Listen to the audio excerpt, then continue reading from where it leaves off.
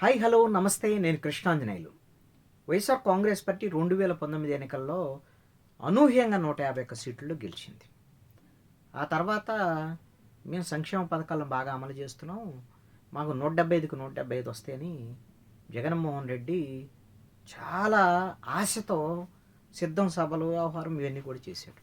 తీరా 11 వచ్చాయి. ఎందుకు వచ్చాయి? ఇప్పటి వరకు జగన్మోహన్ రెడ్డికి అయితే అర్థం కాలేదు. జగన్మోహన్ రెడ్డి అయితే ఎందుకు వచ్చాయి అనేటువంటి విషయం ఆయన సమీక్ష చేసుకోవాలి, అది వేరే అంశం. కానీ ప్రజల కోణంలో జరుగుతున్నటువంటి పరిణామాలు, గత అనుభవాలని దృష్టిలో పెట్టుకుంటే ఇప్పుడు ఏం చేయాలి అనేటువంటిది ఈ ప్రభుత్వానికి కూడా ఒక అవగాహన ఉంటుంది. ఇది వైఎస్ఆర్ కాంగ్రెస్ పార్టీకి సంబంధించినటువంటి అంశం మాత్రమే కాదు, ఇప్పటి కూటమి ప్రభుత్వానికి సంబంధించినటువంటిది. గత అనుభవాలని, వాళ్ళు చేసినటువంటి తప్పులను వీళ్ళు చేయకుండా ఎలా ఉండాలి అనేదానికి, ఒకవేళ అవే తప్పులు జరుగుతుంటే వాటిని ఎలా సరిదిద్దుకోవాలి అనే దానికి చెప్పడం కోసమే ఈ వీడియో. గత ప్రభుత్వంలో సంక్షేమ పథకాలు నవరత్నాల పేరుతో జనానికి బటన్ నొక్కే డబ్బులు వెళ్ళాయి. ఓకే, సంక్షేమ పథకాల విషయంలో పెద్ద కంప్లైంట్లు లేవు, సానుకూలత కూడా ఉంది వైఎస్ఆర్ కాంగ్రెస్ పార్టీ ప్రభుత్వం మీద. కానీ మరి ఎందుకు అంత ఘోరమైనటువంటి ఓటమి వచ్చింది? కారణం ఏంటి? ప్రజాస్వామ్యం లేదు, అదేవిధంగా అభివృద్ధి లేదు, కనీసం రోడ్లు వేసేటువంటి పరిస్థితి లేదు. వీటికన్నిటికన్నా కూడా గంజాయి మాఫియా, మద్యం మాఫియా, భూదందాల మాఫియా, ఈ మొత్తము సెంట్రలైజ్డ్గా ఈ మాఫియాలు నడిచాయి. ఈ మాఫియాల దెబ్బకి ప్రజలు గజగజ వణికిపోయినటువంటి పరిస్థితి ఉంది. గతంలో ఎన్నడూ లేనటువంటి విధంగా గంజాయి రాష్ట్రంలో విలయతాండవం చేసినటువంటి పరిస్థితి ఉంది. వాస్తవం అది. స్కూలు పిల్లల దగ్గర నుంచి, కాలేజీల దగ్గర నుంచి, ఏ కాలనీలో చూసినా గంజాయి వినియోగానికి సంబంధించినటువంటి వ్యవహారం పెరిగినటువంటి పరిస్థితి ఉంది. గంజాయి అక్రమ రవాణా పెరిగినటువంటి పరిస్థితి ఉంది. ఒక రకంగా చెప్పాలంటే దాన్ని అఫీషియలైజ్ చేశారా అనేటువంటి అనుమానం కలిగేటువంటి విధంగా కూడా గంజాయికి సంబంధించినటువంటి జరిగింది. మద్యం మాఫియాకి ఇంకా అసలు చెప్పేది ఏం లేదు. ఇప్పుడు అసలు ఆల్రెడీ దాని మీద సిట్టు దర్యాప్తు కూడా జరుపుతున్నటువంటి విషయం తెలిసిందే. చాలా సందర్భాలు దాని మీద మాట్లాడుకున్నాం కాబట్టి మద్యం మాఫియాకి సంబంధించినటువంటి అంశం కాబట్టి ఇది గంజాయికి సంబంధించినటువంటి అంశంలో మరి ఇప్పుడు ఈ ప్రభుత్వము ఈ గంజాయి నిరోధానికి సంబంధించినటువంటి విషయంలో ఈ ప్రభుత్వము ఏం చర్యలు తీసుకుంటుంది? అసలు ఏం చర్యలు తీసుకుంటా అని చెప్పింది, ఇప్పుడు ఎందుకు చర్యలు తీసుకోలేకపోతుంది? అసలు ఇప్పుడు ఉన్నటువంటి పరిస్థితి ఏంటి? వైఎస్ఆర్ కాంగ్రెస్ పార్టీ ప్రభుత్వంలో ఉన్నటువంటి గంజాయి మాఫియా, గంజాయికి సంబంధించినటువంటి ఆ విచ్చలవిడితనము, గంజాయి సరఫరా, గంజాయి వినియోగము, వీటికి సంబంధించినటువంటి గంజాయి ద్వారాగా దానికి అలవాటైపోయి దాన్ని సేవించి దాని ద్వారాగా నేరాలు చేసేటువంటి వాళ్ళ సంఖ్య, వీటిని ఎందుకు నిరోధించలేకపోతుంది ఈ ప్రభుత్వం? కూటమి అధికారంలోకి రావడానికి ముందు చంద్రబాబు నాయుడు, లోకేష్, పవన్ కళ్యాణ్, బీజేపీకి సంబంధించినటువంటి వాళ్ళందరూ ఇచ్చినటువంటి హామీలో గంజాయి రహిత రాష్ట్రంగా చేస్తాం, గంజాయిని పూర్తిగా నిర్మూలిస్తాం, గంజాయి అక్రమార్కులకు అండగా ఉంది వైఎస్ఆర్ కాంగ్రెస్ పార్టీ అని ప్రజలకు హామీ ఇచ్చారు. ప్రజలు కూడా నమ్మారు. ఏ సొమ్ము ఇంత దారుణంగా గంజాయి, మద్యము, అసలు భూదందాలు, రౌడీజము, ప్రజాస్వామ్య వాతావరణమే లేనటువంటి పరిస్థితి ఎట్లా ఉంటే ఎట్లా?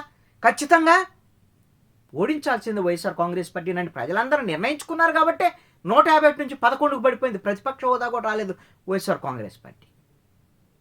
మరి అధికారంలోకి వచ్చారు, 164 సీట్లు వచ్చాయి కూటమికి. ఆర్భాటంగా ప్రకటించింది కూటమి ప్రభుత్వం.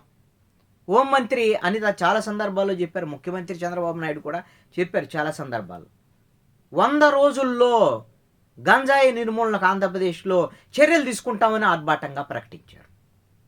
ఏమైంది? ఎన్ని 100 రోజులు అయిపోయినాయి? ఇప్పటికి 17 నెలలైంది.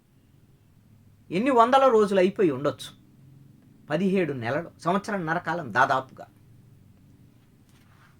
అంటే మీరు ఈ సంవత్సరంన్నర కాలంలో గంజాయికి సంబంధించినటువంటి విషయాల్లో మీరు గమనిస్తే ఇప్పుడు ఏ స్థితిలో ఉంది అని అంటే, గత ప్రభుత్వానికి ఇప్పుడుకి గంజాయి అక్రమ రవాణా, గంజాయికి సంబంధించినటువంటి ఆ మాఫియా, గంజాయికి సంబంధించినటువంటి వాళ్ళు ఆ మాఫియాలు చేసే దారుణాలకి కొదవే లేదు. ఇప్పటికే జరుగుతున్నాయి. దీనికి ఎవరు బాధ్యులు? అప్పుడంటే వైఎస్ఆర్ కాంగ్రెస్ పార్టీ నాయకుల్ని అన్నారు, నిజంగా కూడా జరిగింది అదే. మరి ఇప్పుడు జరుగుతున్న దానికి ఎవరు బాధ్యులు? ఇంకా వైఎస్ఆర్ కాంగ్రెస్ పార్టీనే అని పబ్బం గడుపుకుంటారా?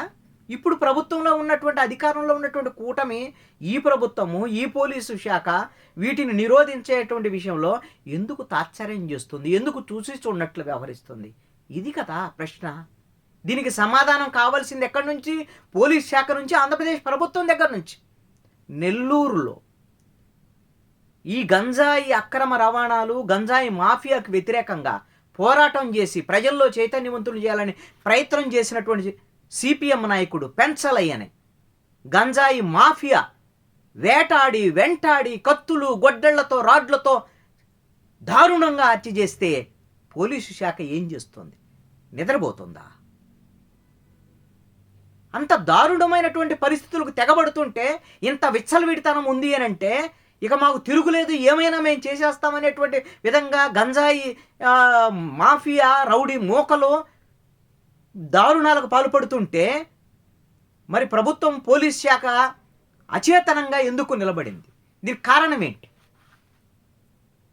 ఈ గంజాయి మాఫియాకు సంబంధించినటువంటి పెంచలయ్య హత్య కేసులో నిందితులుగా ఉన్నటువంటి అరవ కామాక్షి ఈవిడ లేడీ డాన్ అని చెప్తున్నారు. లేడీ డానే గంజాయి ఇవన్నీ నేపథ్యం ఇవన్నీ ఉన్నాయి. మరి అలాంటి లేడీ డాను ఈవిడ నెల్లూరుకు సంబంధించినటువంటి కోటమిరెడ్డి శ్రీధర్ రెడ్డి ఎమ్మెల్యే అనుచరురాలు అని వైఎస్ఆర్ కాంగ్రెస్ పార్టీ ఒకవైపున ప్రచారం. కోటమిరెడ్డి శ్రీధర్ రెడ్డి ప్రెస్ కాన్ఫరెన్స్ పెట్టి ఈవిడ అరవ కామాక్షి ఈవిడ వైఎస్ఆర్ కాంగ్రెస్ పార్టీ నాయకురాలు. మరి వైఎస్ఆర్ కాంగ్రెస్ పార్టీ నాయకురాలే అనుకుందాం. మరి వైఎస్ఆర్ కాంగ్రెస్ పార్టీ నాయకురాలు అయితే గంజాయి ఇవన్నీ అక్రమ రవాణా చేస్తూ ఒక ముఠాను తయారు చేసుకొని, మాఫియాను తయారు చేసుకొని దారుణంగా బహిరంగంగా హత్యలకు పాల్పడేటువంటి స్థాయికి వెళుతుంటే మరి ఆ ఎమ్మెల్యే కానీ, ఆ నియోజకవర్గంలో ఉండేటువంటి పోలీసులు కానీ, అక్కడ ఉండేటువంటి నెల్లూరు జిల్లా పోలీసులు కానీ, నెల్లూరు మంత్రికి సంబంధించిన నారాయణకి సంబంధించినటువంటి వ్యవహారం కానీ వీళ్ళు ఏం చేస్తున్నారు? మీరు ఈవిడ అరవ కామాక్షి మీ పార్టీ అని రాజకీయాలు మాట్లాడటానికా? ఏ పార్టీ అయితే వాళ్ళు చేస్తున్నటువంటిది అక్రమం, అన్యాయం, దారుణమైనటువంటి పరిస్థితులు, గంజాయి అక్రమ రవాణా, అడ్డొచ్చిన వాళ్ళని అక్రమంగా దారుణంగా హత్య చేసేటువంటి పరిస్థితులు ఉన్నాయి. దీనికి లీనియన్స్ ఎవరిచ్చారు? పోలీస్ శాఖ చేతకానితనం అనాలా, లేకపోతే పోలీస్ శాఖ చూసి చూడనట్లు వ్యవహరిస్తుంది అనేటువంటిది, కళ్ళుండి గుడ్డిదానిలాగా నటిస్తుంది పోలీస్ శాఖ అని అనాలా? పోలీస్ శాఖ కోపం వస్తే కోపం రావచ్చు. అరే అసలుకి ఇలాంటి అక్రమాల మీద పోరాటం చేసేటువంటి వాళ్ళని దారుణంగా హత్య చేసేటువంటి పరిస్థితి ఉంటే పోలీస్ శాఖ ఈ రోజున వాటిని నిరోధించేటువంటి పరిస్థితి లేదు అని అంటే విమర్శ చేయకుండా, ప్రశ్నించకుండా ప్రజలు ఉంటారా? మరి అంత దారుణమైనటువంటి హత్య జరిగింది. హత్య జరిగితే హోంమంత్రి వెళ్ళాలి కదా, వెళ్ళి మాట్లాడాలి కదా. ఈ రోజున సిపిఎం పార్టీ అది అడుగుతుంది. సిపిఎం రాష్ట్ర కార్యదర్శి వి శ్రీనివాసరావు ఇందాక ప్రెస్ కాన్ఫరెన్స్ పెట్టారు. మీరు ఎందుకు పరామర్శించరు ఆ కుటుంబాన్ని? దారుణ హత్యకు గురైనటువంటి పెంచలయ్య కుటుంబాన్ని, వాళ్ళ పేద కుటుంబం, ఈ సమాజం బాగుపడాలని, బాగుండాలని, గంజాయి రహిత సమాజం కావాలని ఇప్పుడు ప్రభుత్వం అదే చెప్తోంది. పెంచలయ్య కూడా అదే ప్రయత్నం చేశాడు. మరి అలాంటప్పుడు మరి ఆ పెంచలయ్య దారుణ హత్యకు గురైతే ఆ కుటుంబాన్ని పరామర్శించాల్సినటువంటి బాధ్యత హోంమంత్రికి లేదా అని అడుగుతున్నారు సిపిఎం పార్టీకి సంబంధించినటువంటి నాయకులు. ఎవరైనా అడుగుతారు రాష్ట్రానికి సంబంధించినటువంటి వాళ్ళు. ఎందుకు పరామర్శించలేదు? అంటే మీరు గంజాయి నిరోధానికి సంబంధించినటువంటి వ్యవహారం, గంజాయికి వ్యతిరేకంగా పోరాటం చేసేటువంటి వాళ్ళకి మీరు ఆ విధమైనటువంటి భరోసా ఇచ్చేటువంటి పరిస్థితి లేదా, ఉండదా ఈ ప్రభుత్వం వైపు నుంచి? ఏంటి దారుణం? ప్రభుత్వం ఇప్పటికైనా కళ్ళు తెరవాలి. నేను ముఖ్యమంత్రి చంద్రబాబు నాయుడు, అదేవిధంగా నారా లోకేష్, పవన్ కళ్యాణ్ వీళ్ళకు ఒక సూచన చేస్తున్నాను. మీరు గుర్తుపెట్టుకోండి, గత వైఎస్ఆర్ కాంగ్రెస్ పార్టీ వాళ్ళు 40% ఓట్లు వచ్చే వాళ్ళ ఘోరమైనటువంటి ఓటం 11 సీట్లు అనుకుంటున్నాం. వాళ్ళు సంక్షేమ పథకాలు అన్ని అమలు చేసినా సరే ప్రజలు ఘోరంగా ఓడించారంటే ఈ విధమైనటువంటి గంజా మాఫియా, మద్యం మాఫియా, ఇసుక మాఫియా, భూదందాల మాఫియా ఉన్నారు కాబట్టే వాళ్ళని ఓడించారు. మరి ఇప్పుడు ఈ ప్రభుత్వంలో గంజాయి మాఫియా నడుస్తుంది, మద్యం మాఫియా కూడా ప్రతి ఊరూరికి ఈ రోజున బెల్ట్ షాపులు ఉన్నటువంటి పరిస్థితి ఉంది. అదేవిధంగా భూదందాలు, అదేవిధంగా ఇసుకకు సంబంధించినటువంటి మాఫియాలు కొన్ని సందర్భాలు జరుగుతున్నటువంటి పరిస్థితులు, ఇవన్నీ దాచేస్తే దాగనటువంటి నిజాలు. ఈ విషయంలో పిల్లి పాలు తాగినట్టుగా ఎవరు చూడటం లేదులే, ఎవరు గమనించడం లేదులే, మనం వైఎస్ఆర్ కాంగ్రెస్ పార్టీ మీద ఎన్నాళ్ళు చెప్తారు? సంవత్సరంన్నర తర్వాత మళ్ళీ ఇంక చెప్పలేరు కదా వైఎస్ఆర్ కాంగ్రెస్ పార్టీ మీద. రేపు స్థానిక సంస్థల ఎన్నికలు వస్తున్నాయి. ఒకవేళ మీరు కండబలము, భుజబలము, లేకపోతే అధికార బలము ఇవన్నిటితో మీరు స్థానిక సంస్థల ఎన్నికల్లో కూడా గెలవచ్చునేమో. కానీ అసలు పోరాటం, అసలు సమయమైనటువంటి పరీక్ష ఆ రోజున ఈవీఎంలో ప్రజలు సైలెంట్గా వచ్చి ఏ విధంగా అయితే జగన్మోహన్ రెడ్డి 11 సీట్లకు పరిమితం చేశారో మీకు కూడా అలాంటి పరిస్థితి రాకుండా ఉండాలి అంటే కూటమికి నేను సూచన చేస్తున్నా. ఇదేం శాపనార్థాలు కాదు, అలా వస్తాయి మీకని నేను చెప్పటం లేదు. జాగ్రత్త పడండి, సమాజాన్ని క్రమ పద్ధతిలో పెట్టండి. మద్యం మాఫియాని, అదేవిధంగా గంజాయి మాఫియాని, భూదందాల మాఫియాలని, ఈ మాఫియా నిరోధించేటువంటి ప్రయత్నం. ఈ మాఫియాల వల్ల అందరికీ నష్టమే. మీరు తెలుగుదేశం పార్టీకి సంబంధించినటువంటి నాయకుడు వీరయ్య చౌదరి, ప్రకాశం జిల్లాకు సంబంధించినటువంటి చంద్రబాబు నాయుడికి, నారా లోకేష్కి అత్యంత సన్నిహితుడు, దారుణ హత్యకు గురయ్యాడు. కారణం ఏంటి? బియ్యం మాఫియా, మద్యం మాఫియా, భూదందాలకు సంబంధించినటువంటి రియల్ ఎస్టేట్ మాఫియా. ఈ మాఫియాల కారణంగానే ఆయన కూడా దాంట్లో లోపలే ఉన్నాడు. దాంట్లోనే హత్యలకు, ఆధిపత్య పోరాటంలో హత్యకు గురైనటువంటి పరిస్థితి. మరి ఈ విధమైనటువంటిది ఎంత మనం కప్పెడితే కనపడకుండా పోదు కదా. ఇప్పుడు పెంచలయ్య సిపిఎం కాబట్టి మనకేం సంబంధం లేదులే అని మీరు ఊరుకుంటే, పెంచలయ్య సిపిఎం కావచ్చు, సిపిఎం సంబంధ ప్రజల తరపున చైతన్యవంతులు కావాలి, ప్రజలను పోరాటం చేసినటువంటి పెంచలయ్య హత్యనే ప్రజలందరూ ఏ విధంగా తీసుకుంటారో ఒకసారి అర్థం చేసుకోండి. ప్రభుత్వం ఈ రోజున ఏం చెప్తుంది? మేము ఈగల్ ఫోర్స్ అని, ఈగల్ అనే ఒక వ్యవస్థని స్టార్ట్ చేశాం అని ప్రభుత్వం ఆర్భాటంగా ప్రకటించింది. దానికి ఆకే రవికృష్ణ ఐజీ పెట్టారు, బాగానే ఉంది. ఒక ఎస్పీ ఉన్నాడు, దాదాపుగా ఒక డజన్ మందికి పైగా డిఎస్పీలు ఉన్నారు, ఒక సిఐలు ఒక 25 మంది వరకు ఉంటారు దాంట్లో, ఒక ఎస్ఐలు అయితే 50 మంది పైన ఉన్నారు. మొత్తం 450 మంది ఫోర్స్ ఉంది. ఇది 6 నెలలైంది పెట్టింది ఆ ఈగల్ ఫోర్స్. ఏం చేస్తున్నారు? ఎక్కడ ఈ విధమైనటువంటి గంజాయికి సంబంధించినటువంటి ఒక్క అతి పెద్ద స్మగ్లర్ అయినా పట్టుకున్నట్టు ఒక్క వార్త చూసామా? ఆ ఈగల్ ఫోర్స్కు సంబంధించినటువంటి చీఫ్గా ఉన్నటువంటి ఆకే రవికృష్ణ తిరుగుతున్నారు. ఆయన గతంలో ఏ కపట్రాళ్ళ అక్కడ ఇక్కడ ఫ్యాక్షన్ గ్రామాల్లో అటు ఇటు చేసినటువంటి ఆయన ఆయనకు సంబంధించినటువంటి ట్రాక్ రికార్డే ఉంది.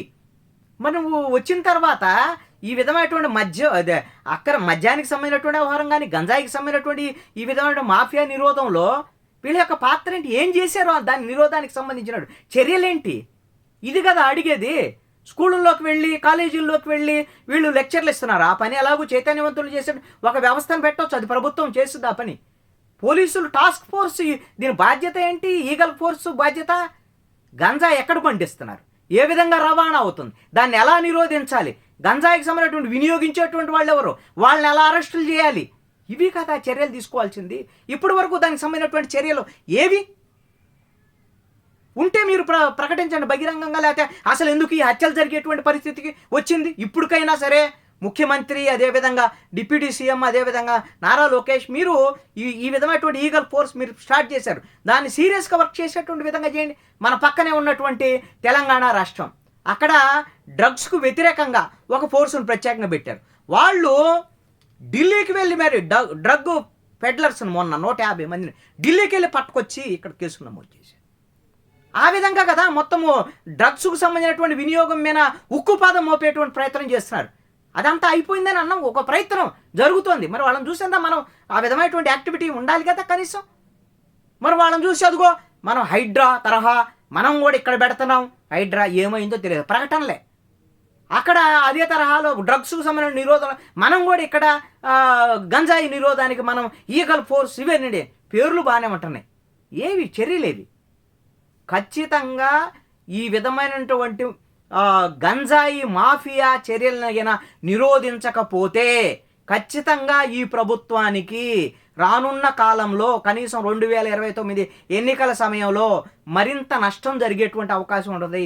మీరు రాజకీయపరమైనటువంటి అంశాలు కాదు, అసలు సమాజానికి జరిగేటువంటి నష్టాన్ని నిరోధించాల్సినటువంటి బాధ్యత ఈ ప్రభుత్వం మీద ఉంది అనేటువంటిది నా యొక్క సూచన. ముఖ్యమంత్రి వర్యులు స్పందిస్తారని ఆశిస్తున్నాను.